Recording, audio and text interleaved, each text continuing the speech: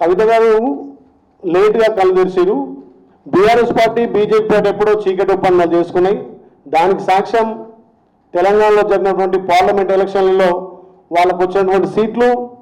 గతంలో అసెంబ్లీ ఎలక్షన్లో 38 స్థానాలు బీఆర్ఎస్కి వస్తే మరి ఎంపీ స్థానాల్లో గుండు సున్నకు పరిమితమైందంటే మరి అప్పుడు పసిగట్టే ఉండే కవిత గారు ఎమ్మెల్సీ ఎలక్షన్లో కూడా వాళ్ళ అభ్యర్థులు నిలబెట్టకుండా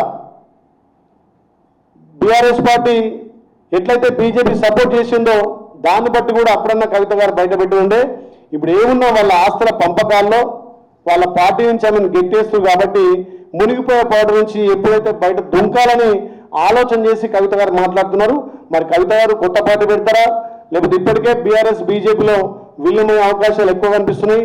చీకటి ఒప్పందాలు చేసుకున్నారు, ఈడ గల్లీలో కొట్లాడతారు, ఢిల్లీ పోయి దోస్తాం చేస్తారు. ఇది తెలంగాణ ప్రజలు గమనిస్తున్నారు.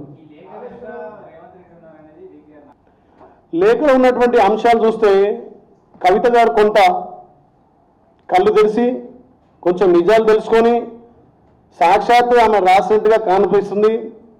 రేవంత్ రెడ్డి గారికి బీఆర్ఎస్ గురించి కానీ, కేటీఆర్ గురించి కానీ, కేసీఆర్ గురించి కానీ ఆలోచన లేదు.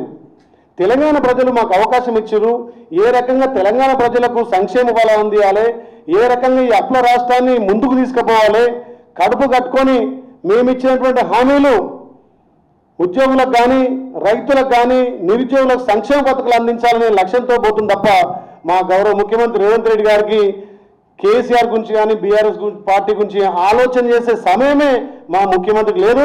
అది శుద్ధ తప్పు.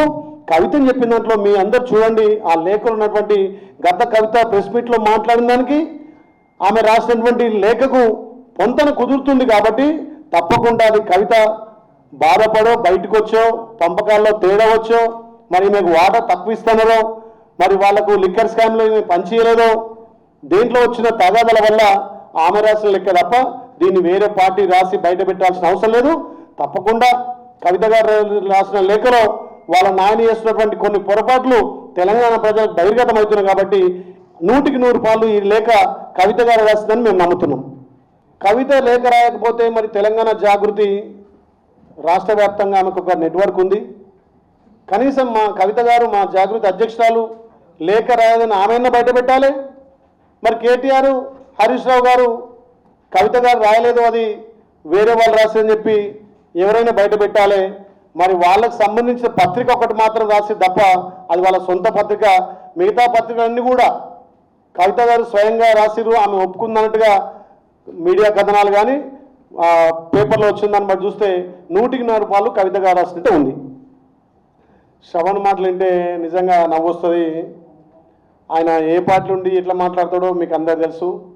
మా గౌరవ ముఖ్యమంత్రికి దేని గురించి భయపడే ప్రసక్తి లేదు. కింది నుంచి మీ దాకా వచ్చిన వ్యక్తి, పోరాటాలు చేసి వచ్చిన వ్యక్తి ఏ కేసులకో దేనికో కాదు.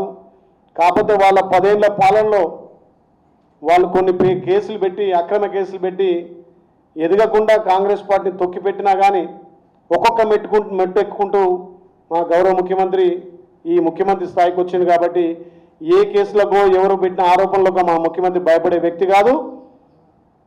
ప్రజా సంక్షేమం లక్ష్యంగా ప్రతిపక్షాలన్న మాటలు కూడా మా ముఖ్యమంత్రి అస్సలు పట్టించుకోడు.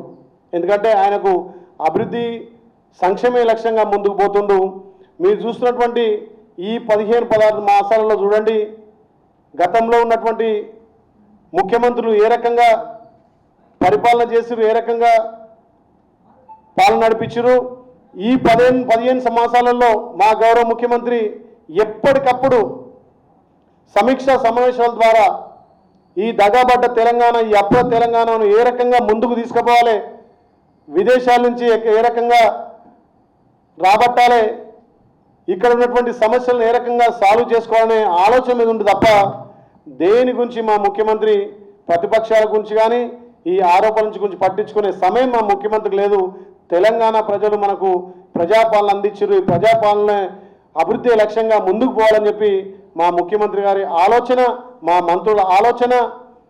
తెలంగాణలో రైతాంగానికి, మహిళలకు, యువకులకు పెద్దపీట వేసి తెలంగాణ భారతదేశానికి రోడ్ మోడల్గా ఉండాలనే ఒక లక్ష్యంతో మా ముఖ్యమంత్రి పోతున్నాడు. మొన్ననే మేము చూసిరు,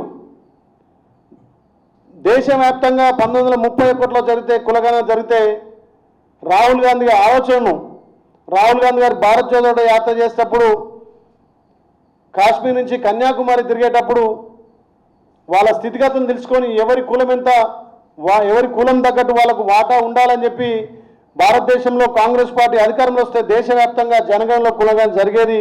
మరి తెలంగాణలో కాంగ్రెస్ పార్టీ ప్రజాపాలన వచ్చింది కాబట్టి రాహుల్ గాంధీ ఆలోచన మా గౌరవ ముఖ్యమంత్రి రేవంత్ రెడ్డి గారు ఇంప్లిమెంట్ చేసి ఇలా బీసీలకు పెద్దపీట వేసి 42% ఇలా ఉద్యోగ ఉపాధి అన్ని రంగాల్లో కావాలని చెప్పి దాన్ని చట్టం చేసి గవర్నర్ కూడా ఆమోదం నింపి ఇలా ఢిల్లీకి పంపడం జరిగింది. అది మా ముఖ్యమంత్రి పాలనకు నిబద్ధత, మా ముఖ్యమంత్రి ఆలోచన. కాబట్టి మా ముఖ్యమంత్రి గారు ప్రజాపాలన ద్వారా తెలంగాణను ఒక రోడ్ మోడల్గా తీసుకుపోయి భారతదేశంలో తెలంగాణకు ప్రత్యేక